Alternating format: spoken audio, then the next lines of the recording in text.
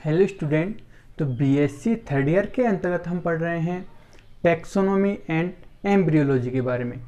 तो taxonomy embryology में जो आज हमारा जो टॉपिक है वो है लेग्यूमिनेसी कुल के बारे में। आज हम यहाँ पर पढ़ेंगे कुल लेग्यूमिनोसी के बारे में।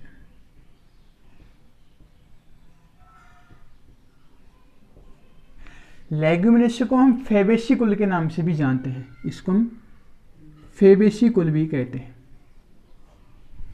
अब लेग्यूमिनेसी के अंतर्गत किस प्रकार के पादप रखे गए हैं?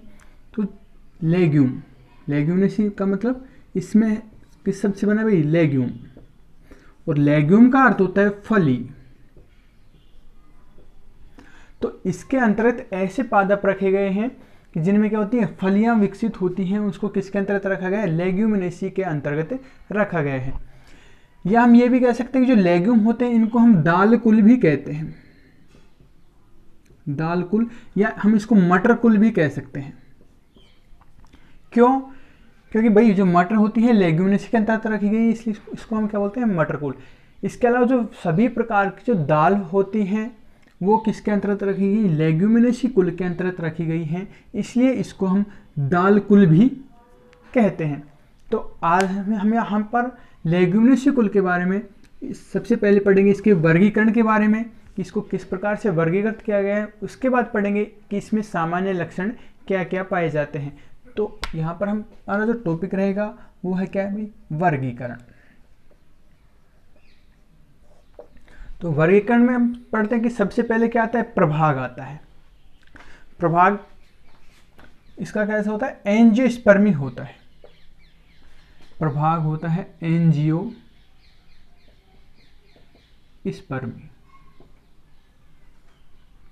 प्रभाग के बाद अपना आता है उपप्रभाग। उपप्रभाग होता है इसका डाइकोटिलिडनी। इसके मतलब सभी सदस्य कैसे होते हैं? द्विबीजपत्री होते हैं। उसके बाद आता है वर्ग के बाद अपना वर्ग। वर्ग होता है पोलीपेटेली। पोलीपेटेली। वर्ग के बाद अपना आता है श्रृंखला या सीरीज। वो होती है थैलेमीफ्लोरी। थैलेमीफ्लोरी। श्रृंखला के बाद आता है अपना गण। गण इसका होता है रोजेल्स। उसके बाद आता है अपना कुल। कुल हम पढ़ ही रहे हैं, कौन सा होता है? लेग्यूमिनेसी कह सकते हैं, या इसको हम फेबेसी भी कह सकते हैं।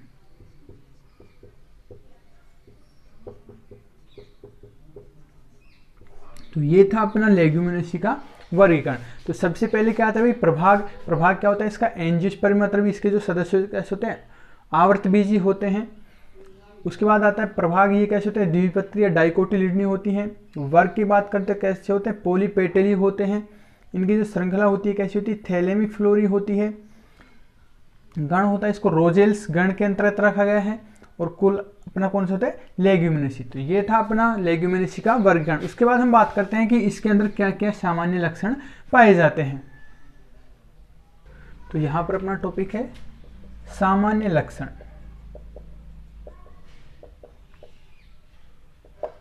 तो जो लेग्यूमिनेसी के सदस्यों की बात करें तो इसके सदस्य होते हैं संरचना के आधार पर, या हम कह सकते हैं आकार के आधार पर, कि कैसे होते हैं? साकीय होते हैं, छुप होते हैं। कुछ सदस्य इसके वृक्ष भी पाए जाते हैं। तो सबसे पहला लक्षण कि ये साकीय या छुप, मतलब हम इसको बोलते हैं झाड़ी। और वृक्ष होते हैं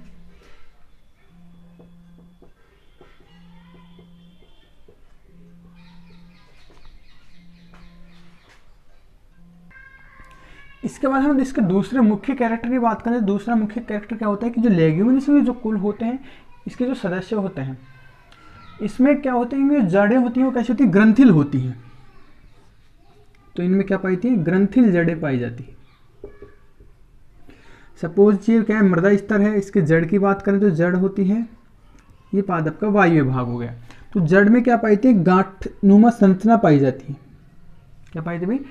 गांठनुमा संरचनाएं पाई जाती हैं, जिनको हम क्या बोलते हैं, ग्रंथिल जड़ें कहते हैं। और इन ग्रंथिल जड़ों के अंदर क्या पाया जाता है, एक विशेष प्रकार का क्या होता है, सहजीवी बैक्टीरिया पाया जाता है, जिसको हम बोलते हैं राइजोबियम बैक्टीरिया पाया जाता है।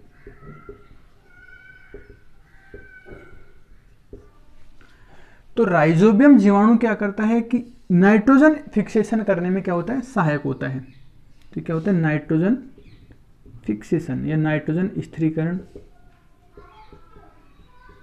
करने में सहायक होता है। कि हमने पढ़ा है कि जो पादप होते हैं जो वायुमंडल से डायरेक्ट नाइट्रोजन का अवशोषण नहीं कर पाते हैं, तो वो नाइट्रोजन के यौगिकों के रूप में नाइट्रोजन का अवशोषण करते हैं। तो जो लेग्यूमिनस जो कुल के जो पादप होते हैं, इनमें जो ग्रंथि जड़ें होती हैं, यहाँ पर क्या पाते हैं, राइजोबियम बैक्टीरिया पाए जाते हैं। वो क्या करते हैं कि पादपों को नाइट्रोजन उपलब्ध कराने का काम करते हैं।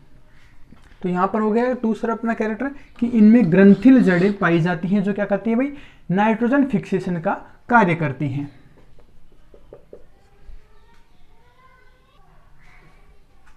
इसके सदस्यों में ग्रंथिल जड़ें पाई जाती हैं,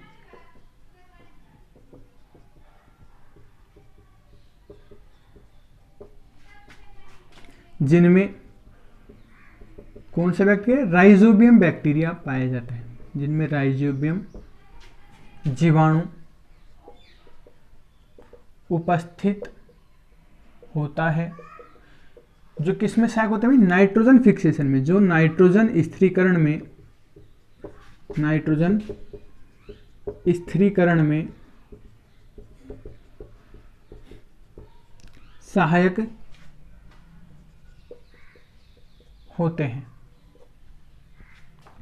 कि नाइट्रोजन यौगिकों के रूप में पादप को उपलब्ध कराते हैं। बदले में क्या कहते हैं कि जो पादपों से जो राइजोबियम बैक्टीरिया होता है, जो पादपों से भोजन प्राप्त करता है, मतलब एक प्रकार से इनका सहजीवी संबंध हो गया।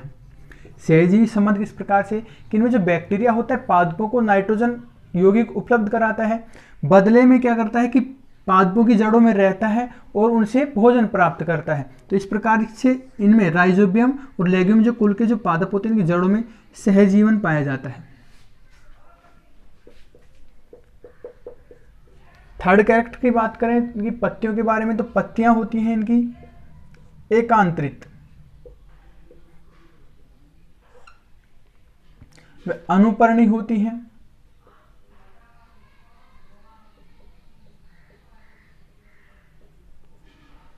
इनके जो पर्णाधार, पर्ण का आधार मतलब पर्णाधार, फूले हुए होते हैं।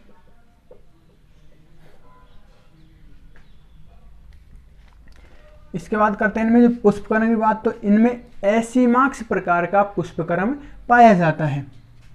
इनमें एसीमाक्स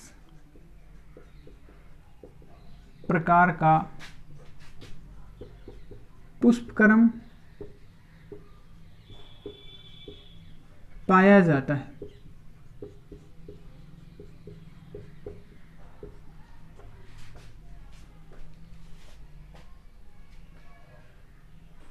यहां तक क्लियर है।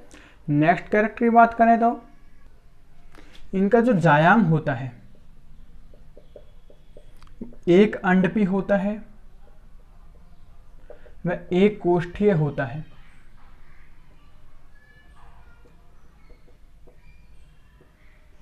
जायांग कैसा होता है, एक अंडपी और एक कोष्ठीय। इनका जो बीजांडन्यास होता है वो सीमांतीय होता है।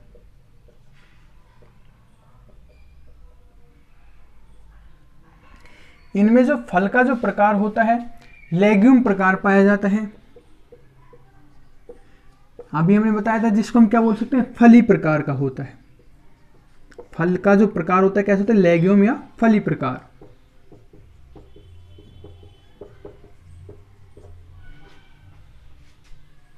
तो ये थे अपने लेग्यूमिनेसी कुल के सामान्य लक्षण के बारे में। उसके बाद हम पढ़ेंगे कि इसके प्राप्ति लक्षण के बारे में, प्राप्ति स्थान के बारे में, कि ये कहां कहां पाए जाते हैं। तो अपना टॉपिक क्या है, प्राप्ति स्थान। व वितरण।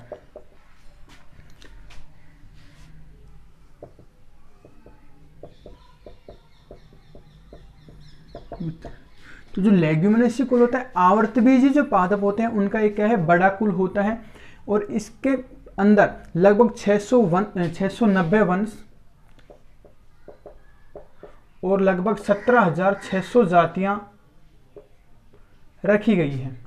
ठीक है भाई, तो लेग्यूमिनेसी कुल के अंतर्गत कितने, लगभग 690 वंश रखे गए हैं और 17,600 जातियां रखी गई हैं। इस कारण ये क्या है, आवर्तबीजी का एक बड़ा कुल होता है। और इसके जो सदस्य होते हैं संसार भर में पाए जाते हैं, या हम कह सकते हैं विश्व के लगभग सभी स्थानों पर पाए जाते हैं। इसके अलावा कि जो लेग्यूमिनेसी होता है इसको 3 उपकुलों में विभाजित किया गया है। आधुनिक वर्गीकरण के अनुसार इसको 3 उपकुलों में वर्गीकृत किया गया है, जिसमें अपना सबसे पहला होता है पेपिलियोनेटी, दूसरा होता है सिजल पिनोइडी,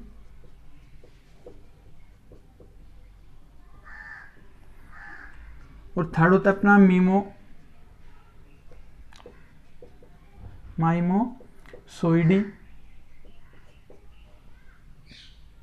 तो इस प्रकार इसे 3 उपकुलों में विभाजित किया गया है।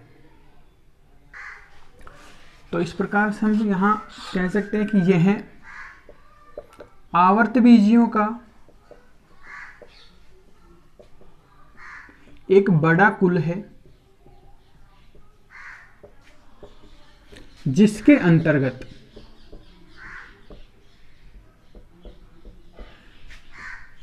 690 वंश व 17,600 जातियां रखी गई हैं। यह विश्व के सभी स्थानों पर, ये विश्व के सभी स्थानों पर पाए जाते हैं। इसे हम दालकुल या मटर कुल के नाम से भी जानते हैं। इसे हमने पहले भी बताया कि इसको मटर या दालकुल क्यों कहा गया है, कि इसके अंतर्गत मटर भी रखी गई है, और या जो हम कह सकते हैं सभी प्रकार की जो दालें होती हैं लेग्यूमिनेसी के अंतर्गत रखी गई हैं, इसको हम मटर कुल या दालकुल भी कहते हैं।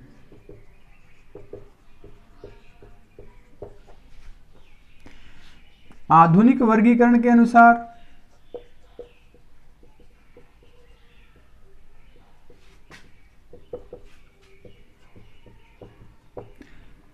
इसे 3 उपकुल में मतलब छोटे कुलों में विभाजित किया गया है। भाई बहुत बड़ा कुल है, इसलिए इसको फिर छोटे उपकुलों में विभाजित किया गया है लक्षणों के आधार पर। 3 उपकुलों में विभाजित किया गया है।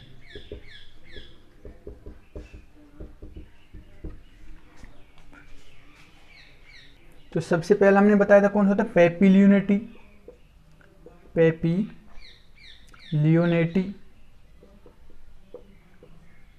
दूसरा अपना होता है सिजल पिनोइडी,